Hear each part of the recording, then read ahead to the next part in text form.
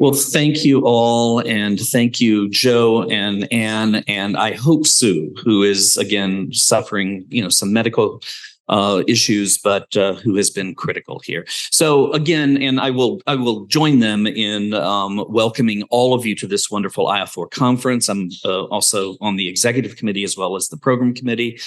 For those of you who are longtime IAFOR participants, and there are some in the room, repeat goers like myself, it has been an extraordinary pleasure to be back in person after several years online. For newcomers here, I think you'll find much that is exciting and unique about a conference like this.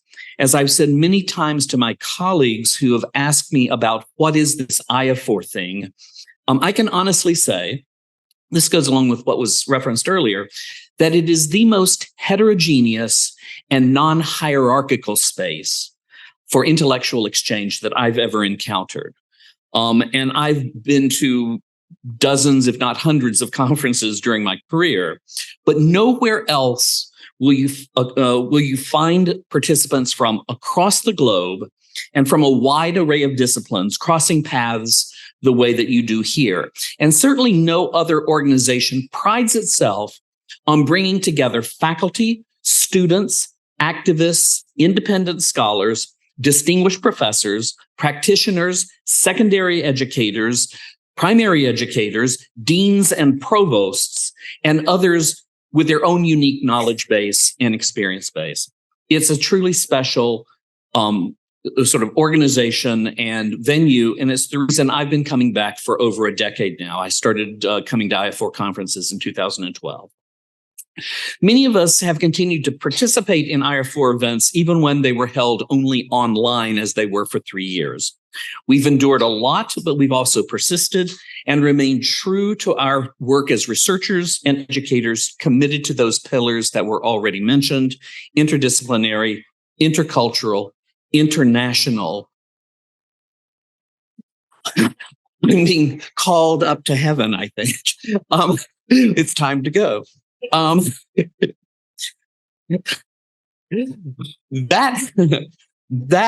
interdisciplinary, international, intercultural has been the norm at IAFOR for many years, and one that has not and will not change. When we talked as an organizing committee almost a year ago about the way a theme could cut across several conferences, Tokyo, Barcelona, Paris, London, etc., that topic inevitably emerged. Were we looking at post-pandemic, and I use the word post-pandemic when one of our keynote presenters came down with COVID today. We're not post-pandemic, but when is there a new or a different normal that we should recognize as conference participants, as educators, as activists and citizens? This was clearly not a question that we alone were asking, for all of us have heard regularly that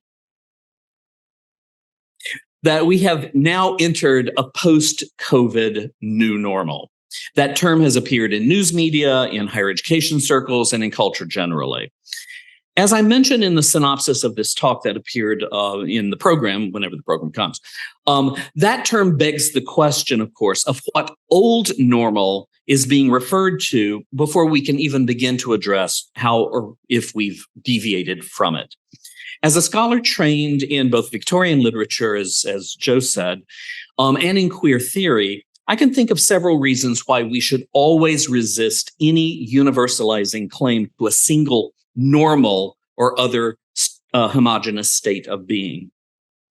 Almost 150 years ago, in 1874 to be precise, the English philosopher essayist John Stuart Mill published his thorough dissection of a related term, natural, in his monumental essay on nature. The term natural in Mill's readings is often used to extol or approve of some phenomenon that stands in contrast to something other that the user of the term wants to denigrate as unnatural. Mill counters that the natural is, in fact, the sum total of all that occurs or can occur, so that there is actually nothing outside of the natural. There is no unnatural that can be posited if, in fact, it comes into existence. That emerging into existence makes it part of nature and the natural. In fact, given that the natural world is full of animalistic violence, of gratuitous suffering, of mayhem wrought by natural forces, volcanic eruptions, disease, climate disasters, those are all natural. The last thing one would want to celebrate is, in fact, the natural that is unmodified or unmitigated by human thwarting of or resistance to those forces. If anything, we should be celebrating how human beings have usefully stopped the natural, malaria, polio, for example, from occurring, and therefore see the unnatural or the humanly improved or ameliorated as the often preferable option. This, in a way not usually recognized, is a precursor to some of the major strains of queer theory as it developed in the 1990s, a century, of course, after Mill.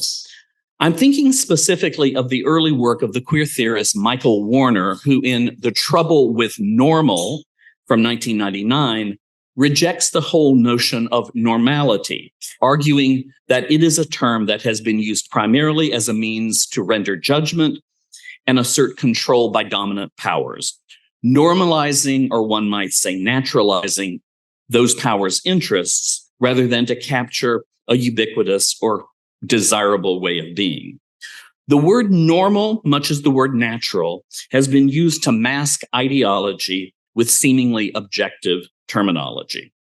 To term queer folk unnatural or abnormal is simply to state a skewed subjective assessment with no real grounding in either the normally or the naturally occurring. Homosexual behavior certainly exists both in the human and non-human spheres of natural phenomenon and carries with it no intrinsic threat to anything or anyone. It's simply part of the entirely normal variety of ways people have lived their lives through the ages. Minority behavior is not intrinsically abnormal or unnatural, unless one demands conformity to whatever happens to be the most common way of being at a given time. As a very, very facile example, in my grandmother's day, I grew up in the southern part of the United States. In her day in the early 20th century, wearing pants or trousers was considered completely abnormal for women. It was, as it was in many parts of the country in the early part of the 20th century, it was unnatural. That valuation, of course, had nothing to do with anything objective or scientifically based. It was simply prevailing fashion. Delineations of the normal and the natural are ways of passing judgment, most often by those with, very fundamentalist or highly non-objective criteria. So to return to our foundational question here, was there in the years immediately before COVID a static and definable normal that then evolved into a new state of normality in just 24 to 36 months? Is there a new normal, as I posit? To put it bluntly, in my opinion, at least, no. The US-based Pew Research Center has joined others in addressing that topic directly, concluding that our supposed new normal is really only an intensification of common trends that were present well before the pandemic. Worsening social inequality, deepening mistrust of authority, science, and fact, and a turn toward authoritarianism as populations reject diversity, inclusion, and demands for social justice. In claiming a new normal, we can only point to evidence that a pre-existing norm of anti-science, anti-wokeism, as we say in the US, and anti-diversity is simply growing more powerful. That is not a new normal. It is simply more of the same old normal. Yes, we may have seen a few accelerated changes, an appreciable uptick in remote work, for instance, and online delivery of education, as we all probably have experienced. But even those began well before the pandemic and have further normalized already widespread social phenomena. More tech-enabled isolation and less, as Anne said about emailing your colleagues down the hall, and less immediate interaction with those unlike ourselves, and therefore has simply worsened all of the social threats I mentioned before. Similarly, all of the recent worries about AI and ChatGPT may seem new to us, and especially in the ways that they challenge our pedagogy and stoke our fears of dishonesty in the classroom. But really, they're only progressions in resources already available to students who have wanted to cheat in the past and ones that have been around for many years. Web services have existed now for decades that have allowed the ghostwriting of essays, that allow sharing and sale of polished term papers, that offer dishonest ways of circumventing learning and accurate evaluation in the classroom. At my university, Binghamton, we've been conducting a series of experiments and workshops that focus on how to work with a knowledge of ChatGPT and still get students through class assignments, through assignments that require the use of things like artificial intelligence, how to get them to still produce original and innovative work. AI in the classroom simply means that we must continue to hone our skills as innovative teachers, not throw up our hands and proclaim the end of valid assessment of student learning. To proclaim a new normal is at best a form of wishful thinking that a definitive break has occurred with a past that often is viewed sometimes with nostalgia, the good old days before the pandemic, and at other times with condescension. Oh, if we only knew how bad it was going to be. Such reductive posturing may make us feel in some way special, and I've talked about this in some of my writings, that we always like to think of ourselves at this moment of incredible revolutionary change, and people have thought about themselves that way for centuries. But it absolves us from honestly reckoning with longstanding injustice and our own continuing culpability in entrenched patterns of violence against the natural world and the disenfranchised. It allows us to see ourselves in our quotidian lives as having endured something cataclysmic and emerging, then changed irrevocably. If we're living in the new, then we no longer have to reckon with the old, including longstanding and continuing crimes against others' selfhood. The concept of the new normal, in effect, absolves us of responsibility. Instead of wasting time by celebrating or reviling a new normal, we should work instead to document the trends that the pandemic have magnified, as I said before, and trace down the disturbing and intensified threats to civil society and economic security, ones that have been worsened because of or in response to the pandemic. This does not hinge on the concept of anything radically new. Rather, it posits an incrementalist model of deepening fears of difference and desperate reassertions of old ideologies, a toxic continuing normalization of intolerance and indifference. As US politicians in particular wage renewed war on transgender youth and what they deride as critical race theory and woke culture, the old norms are very much alive and all too present. To take an example, in Japan, as Joseph, where IAFOR is based, one finds a society that is rich with history, but always persistently blind to social trends that are threatening the very economic viability of the nation. In a culture that reveres, in a country that reveres cultural homogeneity, racial purity, and protectionism in many forms, the pandemic, in its association with contagion from others from beyond the island boundaries of the nation, became an excuse to retreat into rigid isolationism. What had been a tourism and automobile export-based economy suffered almost a 30% annualized contraction because of the pandemic.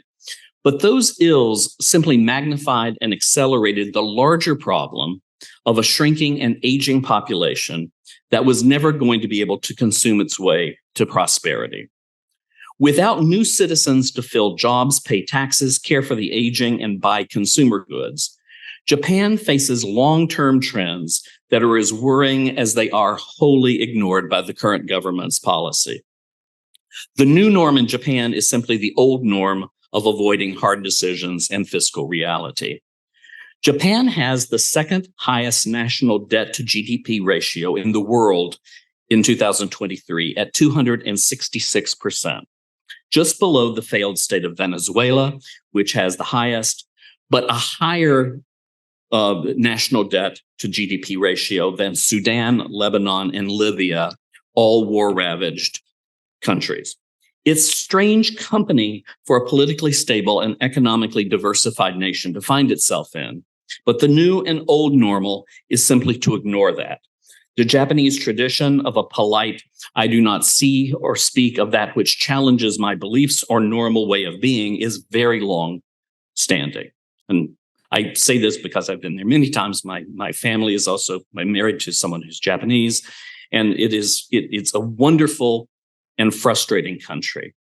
It's beautiful, ancient, well-mannered, and incredibly challenging. Radical sociocultural change, a true new normal, driven by honest and courage, is very hard, which is why it's so rare. It is why gun control in the United States is almost impossible. It's easier simply to continue a norm of praying for those who have been killed rather than actually challenging the access to guns that makes violence so easy to enact. Structural change in France, where there was an IAFOR conference not too long ago, is similarly sparking outrage and active protest. It's much easier simply to remain with the old than think about the new. Here in Barcelona, there's similar grapplings with what's going to happen around Catalonia and the Spanish state. And those are not being handled very honestly right now. But as Joe said, and as Anne also said, what you'll find here at this conference and other IAFOR conference is that forthright willingness, even eagerness to talk about those topics which others would prefer we remain silent about, and to question the social norms that others remain complicit with. Over the years, I have heard papers in these conferences that have challenged me to see the world very differently. From the perspective of a journalist battling police repression in Manila, for instance, or that of a cultural critic targeted for assassination by the Thai secret police. People come here to speak their truths in a space where that truth speaking is valued and protected. If you attend panels, as Anne said, that are not only within your own areas of expertise, but also adjacent to them or even wholly different from them, you will find your worldview expanded and sometimes challenged and changed forever. For those of you who've heard me speak at these types of conferences before, you know that that dynamic of challenge and change is one that is at the heart of my own research, pedagogy, administrative work, and civil engagement. It's the dynamic epitomized by the philosopher Hans-Georg Gadamer and his concept of a fusion of horizons as explored in his book, Truth and Method from 1960. I have written a couple of books on Gadamer. One's Academic Community, the other is Reading Sexualities. In those, exploring how Gadamer challenges us to put our beliefs at risk, to allow ourselves to be altered by our encounters with others, and to never forget the partiality of our own individual interpretation of the world around us. We are urged by Gadamer to remain humble and open to others, learning about our own limitations, the boundaries of our knowledge determined by our class, religious, national, ethnic, orientational, gender, linguistic backgrounds. Learning about those limitations should excite us. We should welcome being denormed and our beliefs denaturalized. It's not easy, but it's the only path to expanded understanding and new knowledge creation. So that is my advice to you as you approach the next few days. As Anne and Joe said, move outside your own normal ways of being. Let your own concept of your natural affiliations be challenged. This is a place for radical thought experiments, for questioning our old beliefs and asking why we do that which we do as a normal practice in the academy, in our classrooms, in our research fields, and in our civil engagements with others. Let this conference make you less comfortable in your beliefs, less sure of your normal ways of doing things, and then take that unsettledness back with you to your home institutions and other places of educational and political engagement. A conference can be a one-off, or it can be a catalyst for change. And I hope this one is a change maker for you. So best wishes for a wonderful conference and a great visit to this beautiful city of Barcelona. Thank you very much.